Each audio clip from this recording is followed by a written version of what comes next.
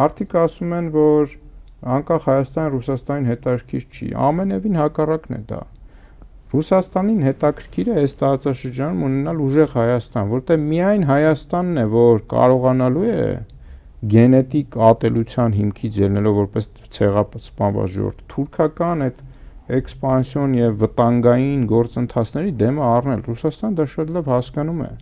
Բայց երբ Հայաստանը հրաժարվում է սեփական շահից եւ կոպիտ ասած սեփական շահի համար չի ուզում կռիվանալ, ամեն ինչ տալիս է, Ռուսաստանը ասում է լավ ինչնից են պետք սրանք։ Ինձ պետք չի նման Հայաստան։ Եվ ինքը Ռուսաստանը հենց կարող է ներգրավել Հայաստանը քանդելու գործին։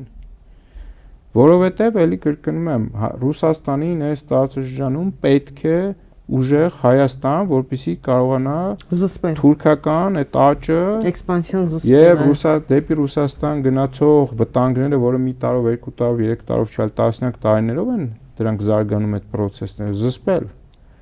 Եվ այն մարդիկ, որ ամենաթաթ քարոզչություն են անում, շարունակաբար ատելություն սերմանով Ռուսաստանի հանդեպ, իրականում հայ ժողովրդին տրամադրում են նրա, որ հրաժարվեն սեփական պետություն ունենալուց եւ գնան թուրքահպատակության։